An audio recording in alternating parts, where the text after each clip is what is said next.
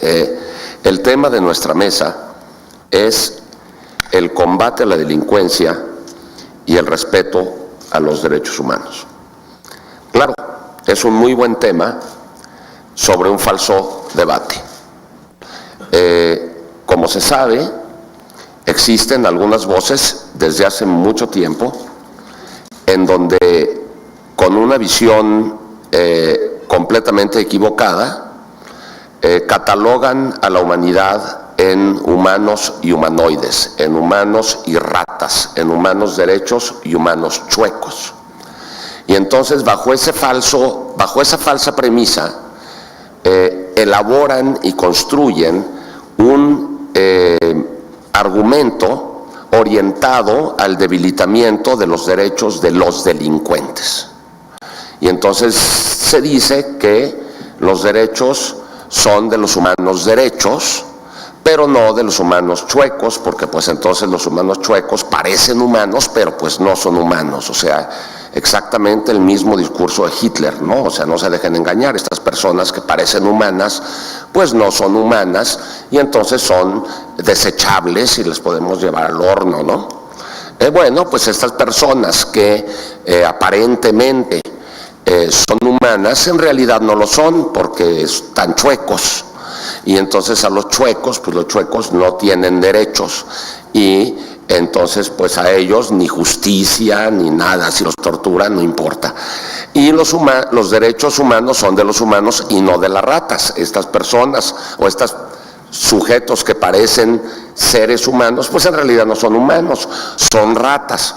Ustedes dirán que estoy exagerando y que esto es simplemente unos juegos de palabras de un publicista que, si es el que estoy pensando que fue el que le hizo la campaña a Montiel en favor de la pena de muerte, con estas argumentaciones y estos eslogans publicitarios, que por cierto, si es el que estoy pensando, no voy a ni siquiera mencionar su nombre para no incurrir en el error, pero si es el que estoy pensando, para desgracia de mi universidad, fue a la excelente escuela de comunicación de mi universidad, que es la mejor es de las joyas de la corona de mi universidad, de esa escuela, pero se ve que no aprendió en lo más mínimo los principios humanistas que mi universidad defiende, porque no entendió lo que es el ser humano, lo que es la dignidad inherente de la persona humana.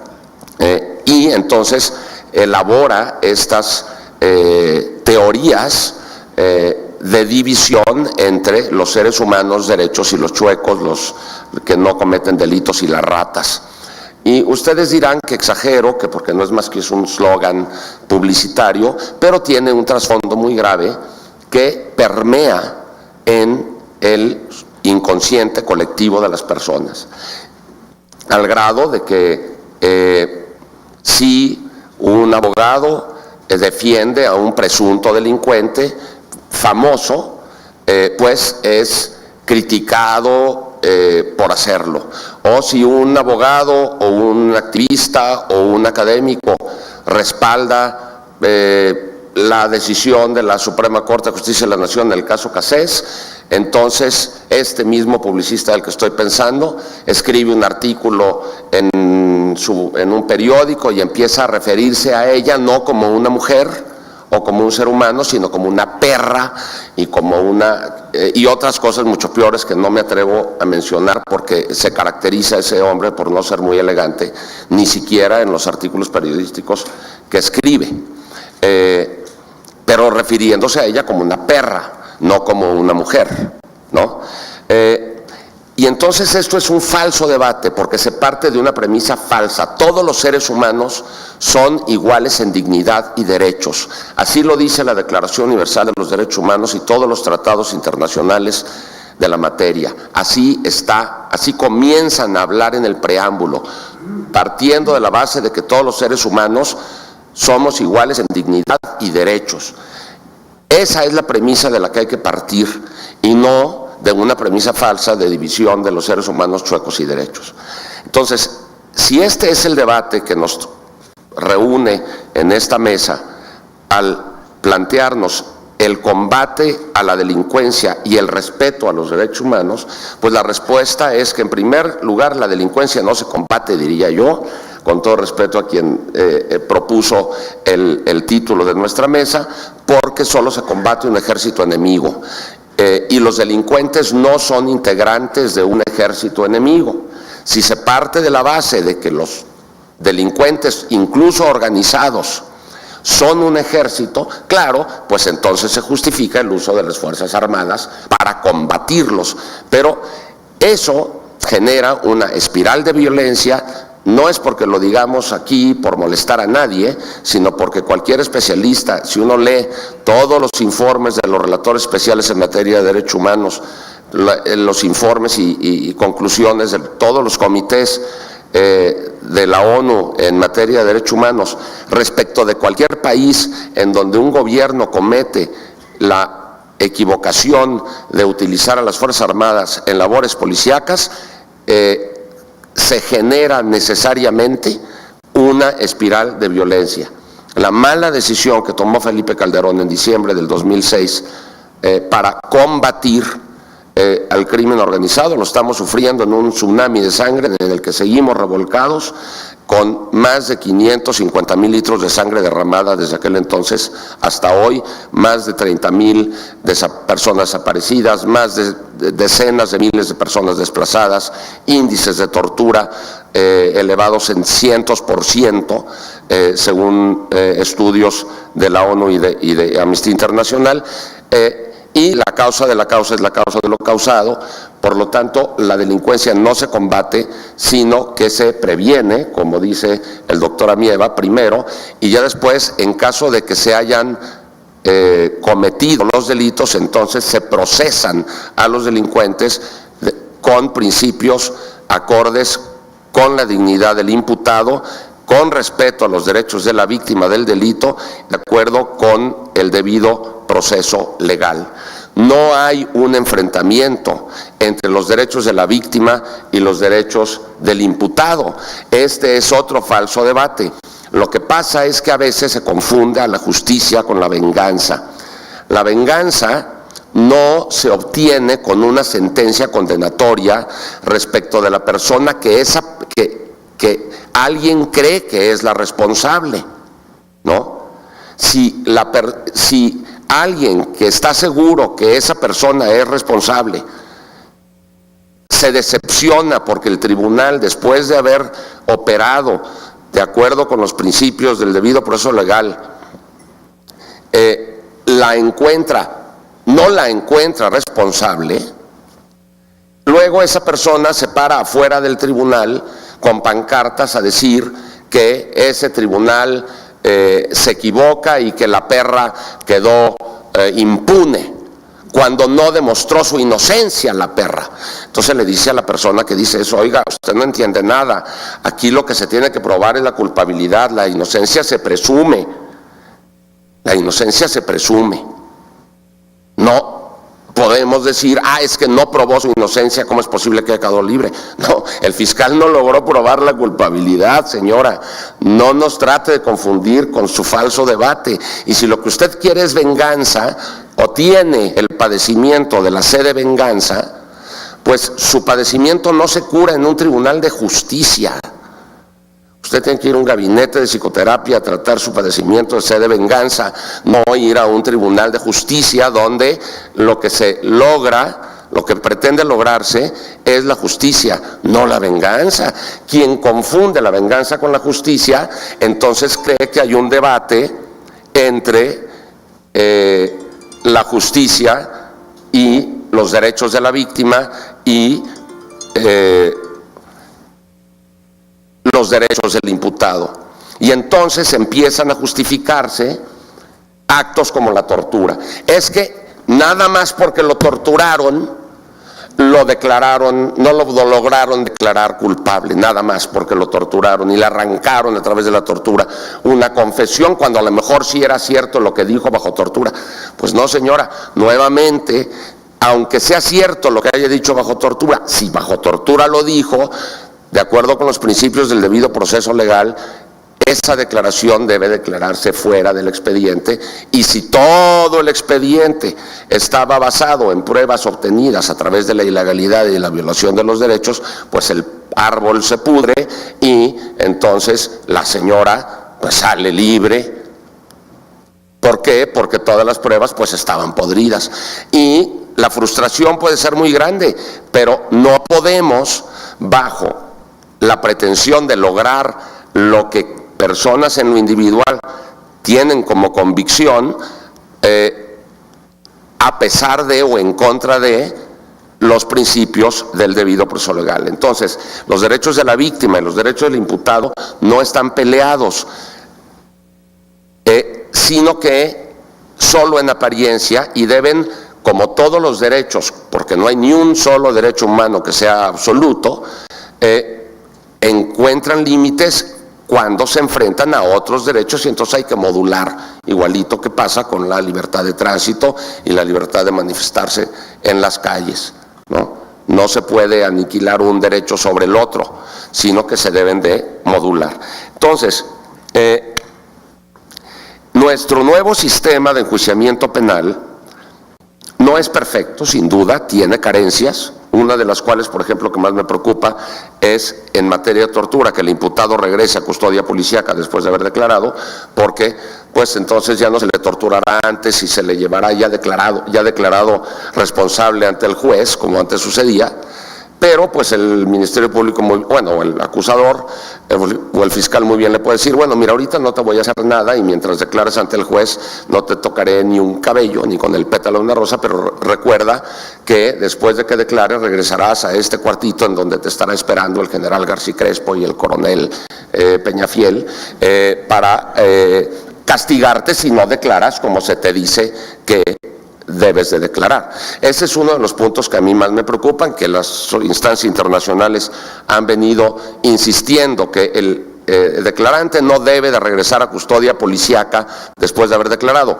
Bueno, o a custodia policíaca bajo el mando del acusador, que eso es lo malo, que regrese a una custodia policíaca de una policía que controla el juez, perfecto, pero si quien lo va a custodiar es un policía que le rinde cuentas a quien acusa, es peligrosísimo. Esa, por ejemplo, sería una buena modificación que el Senado de la República pudiera tomar en cuenta. Pero si de lo que se trata es de modificar al nuevo sistema para regresar al sistema de la Inquisición española que teníamos hasta antes de la expedición del Código Nacional de Procedimientos Penales, pues yo le recuerdo a los señores senadores y señoras senadoras que tuvieran esa tentación de regresión, que si eso sucediera estaríamos listos y listas para convencer, por ejemplo, a la Comisión Nacional de los Derechos Humanos o a quien sea, para presentar acciones de inconstitucionalidad por violación al principio de progresividad, que también es llamado principio de no regresividad respecto de derechos alcanzados en el nuevo Código Nacional. Es decir, en materia de derechos humanos y en materia de derechos del imputado y de la víctima, para atrás ni para agarrar vuelo, nomás para adelante, aunque sea despacio, pero nomás para adelante. Entonces no vayamos a caer en la tentación de, bajo el falso dilema de la puerta giratoria y de que la culpa la tiene el sistema de enjuiciamiento penal del incremento en los índices de delincuencia, a regresar a el sistema inquisitorial, porque sería sujeto a impugnación seguramente con éxito. Entonces yo les pediría, por favor, no trabajen en balde, mejor las modificaciones que hayan de hacer que sean progresivas hacia el mejoramiento del sistema y no hacia la regresión bajo el falso dilema de los derechos del imputado como si estuvieran peleados con los derechos de la víctima. Recientemente publiqué un articulito en el Universal donde le en relación con el embate que ha estado sufriendo el sistema de enjuiciamiento penal y el Sistema Nacional Anticorrupción, diciendo que claro, pues estos aires de transparencia pues le pega el chiflón a quienes quieren seguir con sus prácticas corruptas, entonces rechinan los dientes porque hay que barbaridad, ahora resulta que yo no voy a poder seguir haciendo lo que quería, y entonces critico al Comité de Participación Ciudadana, y hago críticas ad hominem, cuando en realidad lo que me importa es que no funcione el sistema. Y luego la CONAGO le echa la culpa al sistema de enjuiciamiento penal, cuando la culpa la tuvieron ellos porque no usaron los recursos que se les dio para el entrenamiento de los jueces, el entrenamiento de los fiscales, la adaptación de los tribunales, porque no se puede tener un juicio de índole oral y adversarial en los tribunales a la antigüita con la barandilla y el vidrio blindado. Pues todo eso que no se hizo no quiere decir que la culpa la tenga el sistema. Es como si te entregan un avión hace 8 años, te dan el manual de operación, que es el Código Nacional, te lo dieron a lo mejor no inmediatamente después de la reforma constitucional, pero te dieron el manual de operación unos años después, tuviste años para prepararte en cuanto a la operación del avión, pero luego llega el día del despegue, o despegue, se dice, y el piloto pues no sabe operar el avión, la azafata no sabe dónde están los harapes ni dónde se abren las puertas, el mecánico no tiene la menor idea de cómo arreglar el avión si es que se descompone, y entonces ¿quién tiene la culpa? ¿El avión? ¿Nosotros qué culpa? No, ustedes tuvieron la culpa, quienes no se prepararon, o a lo mejor muchos no tienen la culpa porque no recibieron el entrenamiento que debieron haber recibido y que estaba a cargo de quien tuvo que haberlo suministrado. Pero el avión no tiene la culpa. Y aquí aplica el principio de nemo auditur proprium turpitudinem allegas. No será escuchado quien alegue en su beneficio su propia torpeza, su propia negligencia, su propio dolo. Entonces, si no les está funcionando el avión, no es por culpa del avión, sino porque sus operadores no saben usarlo. Entrénenlos, capacítenlos, no dar marcha atrás. Ahora lo que necesitamos es tener que aguantarnos un tiempo en lo que aprendemos a usar el avión. ¿Se van a cometer errores? Sí. ¿A lo mejor alguno va a entrar a una puerta giratoria? Sí.